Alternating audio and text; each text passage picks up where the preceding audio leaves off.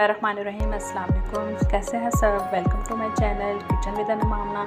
آج میں جو آپ کے ساتھ ریسپی شیئر کرنے جا رہی ہوں مٹن نہاری۔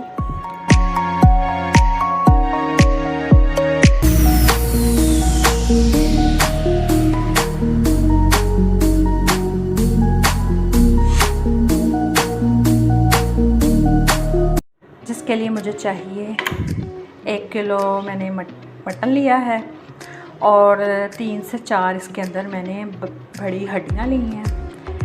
یہ دیکھیں، میں نے اس میں 3 سے 4 بڑی ہڈیاں لی ہیں۔ اب اس کے اندر ہم 2 چمچ بڑے آئل ایڈ کریں گے۔ یہ میں آپ کو بالکل ڈفرینٹ طریقے سے بنانا سکھا رہی ہوں۔ زیادہ تر ہم بیف نہاری بناتے ہیں، تو آج میں آپ کو مٹن نہاری بنانا سکھا رہی ہوں۔ اب اس کے اندر ہم 2 چمچ ادرک لہسن کا پیسٹ ڈالیں گے اور اس کو لہسن ادرک کے پیسٹ کے اندر اچھے سے فرائی کریں گے۔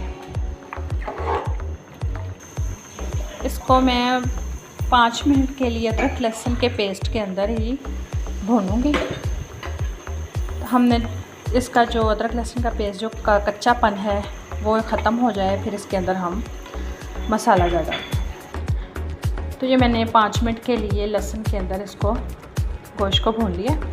اب ہم اس کے اندر آدھا چمچ نمک ایڈ کریں گے، آدھا چمچ سرخ مرچ، آدھا چمچ ہلدی، 2 چمچ اس کے اندر میں نے نہاری مسالہ ڈالنا ہے،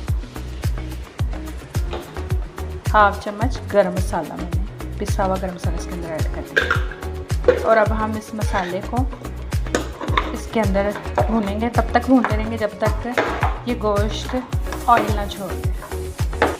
تو جی ویورز، یہ مسالہ اچھے سے بھون چکا ہے۔ مسالے نے آئل دیکھ کے کتنے اچھے طریقے سے آئل چھوڑ دیے۔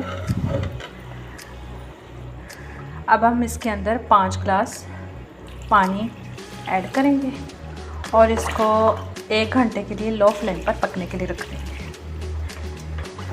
اس میں گوشت کو اچھے سے گلانا ہوتا ہے تاکہ اندر تک یہ گل جائے، پھر اس کا ٹیسٹ زیادہ اچھا آتا ہے۔ اگر آپ کو میری ویڈیو پسند آئے تو لائک کریں، میرے چینل کو سبسکرائب کریں اور بیل آئیکن کو پریس کریں تاکہ میری نیکسٹ ویڈیو کا نوٹیفیکیشن آپ کو ملتا رہے، اور میری ویڈیو کو آپ اسکپ کیے بغیر دیکھیں تاکہ آپ سے کوئی پوائنٹ مس نہ ہو جائے۔ اب میں نے اس کے اندر 5 گلاس پانی ایڈ کر دیا۔ اب یہ میں نے نہاری کو ڈھک کر 1 گھنٹے کے لیے لو فلیم پر، ویورز میں نے یہ نہاری میں ڈالنے کے لیے ایک پیالی آٹا لیا ہے اور اس کو میں نے لو فلیم پر اچھے سے بھون لینا ہے تاکہ اس کا جو آٹے کا کچا پن ہے ختم ہو جائے۔ ویورز، گوشت اچھے سے گل چکا ہے، یہ ہڈی سے بالکل الگ ہو چکا ہے، بالکل اچھے سے یہ بن گیا ہے۔ اب ہم نے جو بھنا ہوا آٹا تھا وہ اس کی اندر ایڈ کر دیا۔ اب یہ جو بھنا ہوا آٹا اس میں ہم پانی ایڈ کریں گے۔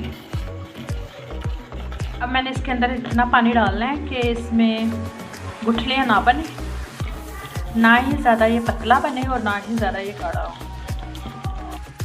اب ہم اس کے اندر جو پانی میں ہم نے آٹا مکس کیا تھا وہ ایڈ کریں گے اور اس کے اندر ایڈ کرتے جائیں گے اور ساتھ ساتھ چمچ لاتے جائیں گے تاکہ اس کے اندر لمز نہ بنے۔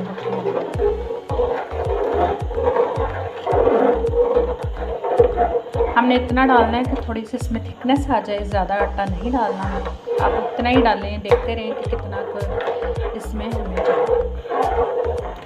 اب ہم نے اس کو لو فلیم پر 10 منٹ کے لیے پکنے کے لیے رکھنا ہے تاکہ اس میں جو آٹا ہے وہ اس کے اندر اچھے سے مکس ہو جائے اور اس کا ٹیسٹ اس کے اندر گوشت میں چلا جائے اور تھوڑا سا تھک ہو جائے۔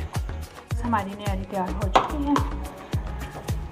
اب دیکھیں اس کی شوربے کی تھکنیس اتنی رکھنی ہے، آپ نے زیادہ گاڑھا نہیں رکھنا، اتنا ہی اچھا لگے گا، اتنا نارمل سا۔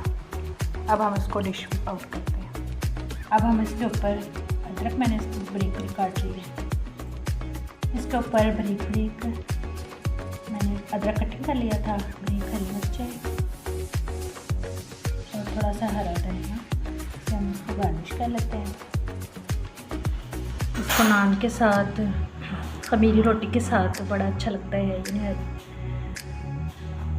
मैंने जो फ्राई किए हुए थे प्याज से, वो गार्निश में डाल देंगे। उसको रोटी नान के साथ खाएं, बड़ा टेस्टी लगेगा। आप घर में ज़रूर इसको ट्राई करें। Thanks for watching. अल्लाह हाफिज़।